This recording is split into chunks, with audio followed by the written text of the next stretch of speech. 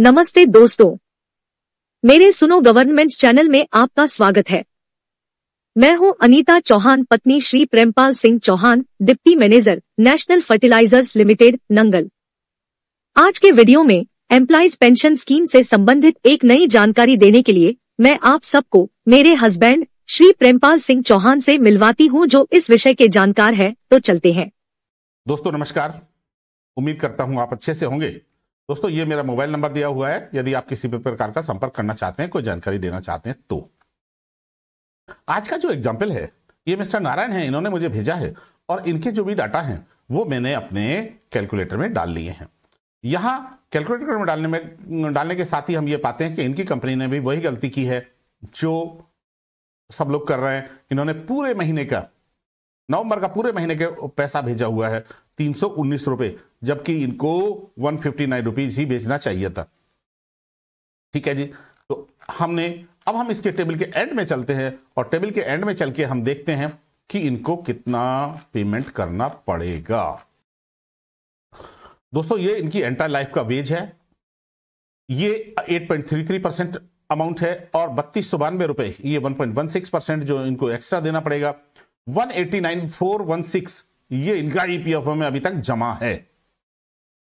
64,059 64,059 ये अमाउंट है principal amount, जो डिफरेंस अमाउंट इनको देना पड़ेगा।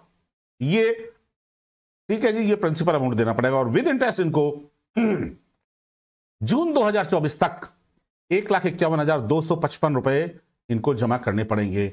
इनके लास्ट वेज है 23,052 रुपए, 52 रुपीज।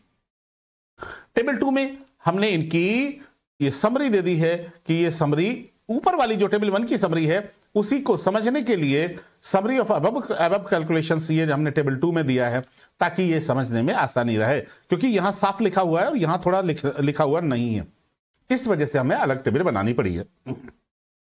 टेबल 3 में इनका जो पैसा जमा है ईपीएफओ में उसकी वैल्यू हमने निकाली है और टेबल 4 में हमने एवरेजेस निकाले हैं। तो एवरेज निकालने के लिए अब हम चलते हैं जो इनके एवरेज निकले हैं उसको समझने के लिए।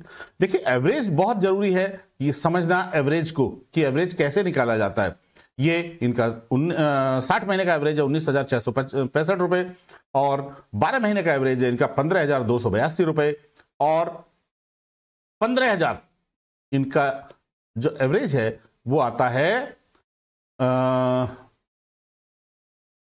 पेंशन के लिए, जबकि इनकी कंपनी ने जो एवरेज लिया है वो 14,223 रुपए लिया है। अब वो किस पॉइंट ऑफ व्यू से लिया है ये थोड़ा सा समझ से परे है। ठीक है जी, अब हम चलते हैं इनकी प्रेजेंट पैसे की वैल्यू। प्रेजेंट पैसे की वैल्यू देखिए, प्रेजेंट पैसे की वैल्यू हमने टेबल 5 में भी दी गई है, जहां पे हमने पेंशन की रिकवरी की बात की है। ये 7,09,089 रुपीज इनकी पेंशन की वैल्यू आती है, जबकि इनको 3,619 रुपए पेंशन मिल रही है और 3,619 रुपए पेंशन से ये आप देखिए कभी भी इसके पैसे की रिकवरी नहीं होगी। उसका कारण यह है कि इनका इंटरेस्ट 3,600 से ज्यादा है, इंटरेस्ट ही मूल से ज्यादा है जो आपको मिल रहा है, तो रिकवरी का प्रश्न ही नहीं उठता। और हमारे केस में जो हमारी टेबल में जितना स्पेस था उसमें हमने 23 साल तक भी कैलकुलेट करके देखा है कि 23 साल तक भी इनकी रिकवरी नहीं होती है। ये 23 साल तक हमने कैलकुलेट करके देखा है जी। ये 7,09,000 जो ऊपर वैल्यू दी गई है ये वही टेबल 3 की वैल्यू है कि इनके पैसे की वैल्यू क्या है जून 2024 तक। अब हम चलते हैं इनकी प्रेजेंट पेंशन कैलकुलेशन की तरफ।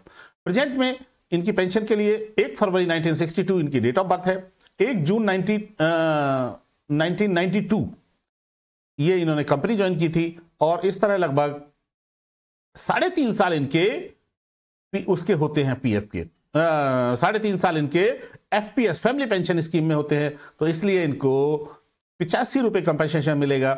जब इनको 85 रुपए कंपनसेशन मिलेगा और इनके जो है तो इस तरह इनको 560 रुपए कंपनसेशन मिलेगा फैमिली पेंशन स्कीम का। अब हम इनकी प्रेजेंट पेंशन कैलकुलेट करते हैं, प्रेजेंट पेंशन देखते हैं, क्योंकि यह जरूरी है कि प्रेजेंट पेंशन से आप जो कैलकुलेट करते हैं पहले तो वही मैच करना चाहिए, उससे पता लगना चाहिए इसमें क्या डिफरेंस आ रहा है क्या नहीं आ रहा है। ठीक है जी, तो प्रेजेंट केस में इनकी हमने एवरेज निकाली 15,000 और बाकी सब ठीक है। 15,000 एवरेज होने से इन्होंने, जबकि इनकी कंपनी ने 14,223 रुपए, मैंने ऊपर दर्शाया 14,223 रुपए इन्होंने लिया है। तो इस तरह हमारी जो पेंशन बनती है वो 3654 रुपए बनती है, जबकि इनको मिल रही है 3619 रुपए। तो मेरी आपको सलाह रहेगी कि आप अपने ईपीएफओ में आरटीआई लगा के उनसे कैलकुलेशन निकलवाएं, और यदि उनकी कैलकुलेशन में और हमारी कैलकुलेशन में थोड़ा डिफरेंस है और आप उससे सेटिस्फाइड नहीं है तो आप उन्हें ईपीएफओ को लिख सकते हैं। तो इस तरह, और जो 60 महीने का एवरेज है उसमें हमने देखा कि 19,665 रुपए आपका 60 महीने का एवरेज बनता है, और पेंशन बनती है आपकी 7,927 रुपए। ठीक है जी, 7,927 रुपए। और प्रो रेटा केस में आपकी जो पेंशन है वो 15 महीने का एवरेज जो है वो 15,282 रुपए है, और इस तरह पेंशन बनती है आपकी 6,625 रुपए।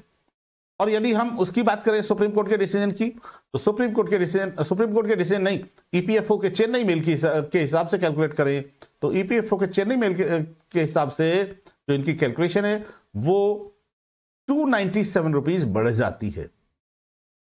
क्यों? क्योंकि 12 महीने के एवरेज की जगह यहां मैक्सिमम मंथली सैलरी जो अगस्त की है 16,281, वो हमने ली है इस मेल की कैलकुलेशन के अनुसार। तो 297 रुपीज इनकी पेंशन बढ़ जाती है, और इनको पेंशन मिलती है 6922 मिलती है, मतलब मिलेगी जब ये पूरा पैसा उस पर यदि जमा कर देते हैं तो। ठीक है जी, अब हम इनका देखते हैं कि एरियर, इस एरियर, इसके हिसाब से देखिए इफेक्टिव जब हम एरियर कैलकुलेट करेंगे तो जो आपकी पेंशन बनती है उसमें से प्रेजेंट पेंशन घटा देंगे। प्रेजेंट पेंशन घटा देंगे तभी तो आप एरियर निकाल पाएंगे, क्योंकि वो बैंक डेट का है। इतना पैसा 3,619 रुपए तो आप ऑलरेडी ले चुके हो, तो आपको केवल 4,308 रुपए या 3,000 रुपए या 3,300 रुपए, ये तीनों केस में जो डिफरेंस बनता है वो इन्हीं का एरियर आपको मिलेगा। एरियर हम देखते हैं, जब हम एरियर देखते हैं तो हम ये टेबल 7 है हमारी, और टेबल 7 में हम, ये टेबल 7 है, तो टेबल 7 में हम ये सारे एरियर कैलकुलेट किए हैं हमने, और इसके लास्ट में चल के देखते हैं कि ये वैल्यू कितनी है। ये वैल्यू है, देखिए 2 जून 2024 तक हमने इनका एरियर कैलकुलेट किया है 2,28,324 रुपए। यदि ये 1,51,000 समथिंग जमा कर देते हैं तो इनको 60 महीने के केस में 2,51,000, 2,28,000, प्रोरेटा केस में 1,59,000 और 1,75,000, और इनकी पेंशन का एरियर मिल चुका होगा इनको 1,91,000 समथिंग। तो अब हम देखते हैं इनकी समरी। समरी में हमने क्या किया है कि समरी में टोटल कैलकुलेशन की समरी है ये कि 1,51,255 रुपए इनको जमा करने पड़ेंगे। इनके पैसे की वैल्यू है 7,09,089 रुपीज जो ईपीएफओ के अंदर इनका जमा है।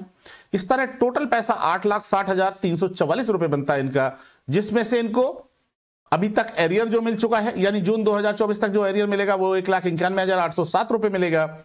एंड यदि ये पैसा जमा कर देते हैं और हायर पेंशन इनको मिलती है तो 2,28,324 रुपए ये एरियर भी इनको मिल चुका होगा जून 2024 तक। तो इस तरह 4,20,131 रुपए इनको मिल चुके होंगे, और प्रोरेटा केस में यही अमाउंट 3,51,000 होता है, और मंथली हायर वेज में यही अमाउंट 3,66,000 रुपए होता है। तो इस तरह आपका जो रिमेनिंग अमाउंट बचा वो है 4,40,000, 5,09,000 और 4,93,000 तीनों केसेस में। जो हमने तीनों केसेस की बात की, उन तीनों केसेस में तो यदि मैं सीधे डिवाइड करूं तो ये 56 महीने में इनकी रिकवरी हो जाएगी, और यदि 56 महीने, 77 महीने, और तीसरे केस में 71 महीने में हो जाएगी। लेकिन यदि हम इनको 7% इंटरेस्ट के हिसाब से, जो कि हमने टेबल 9 में दिया है कि इनकी रिकवरी कैसे होगी, ये टेबल 9 में मैंने पूरी की पूरी कैलकुलेशन दी गई है। तो इनकी रिकवरी होगी 67 मंथ में और 101 महीने में। तो यदि आप उचित समझते हैं, आप डिसाइड कर लें। अभी आपके पास टाइम है, क्योंकि आपको अभी मुझे लगता है वो नहीं मिला हुआ, डिमांड नोटिस नहीं मिला हुआ, तो आप इस पे डिसाइड कर लें कि आपको ये पैसा जमा करना है या नहीं करना है। दूसरा, फिर मैं कहूंगा कि आप हमारे चैनल को सब्सक्राइब कर लीजिए, आपको ऐसी ही इंफॉर्मेशन मिलती रहेंगी। ये मोबाइल नंबर दिया हुआ है और ये सब्सक्राइब जरूर कर लीजिएगा। चलिए, बहुत बहुत धन्यवाद, मिलते हैं अगले वीडियो में। आज की यह वीडियो आपको कैसी लगी कमेंट करके जरूर बताएं। इस वीडियो को देखने के लिए धन्यवाद। लाइक और सब्सक्राइब करें, बेल आइकॉन जरूर दबाएं।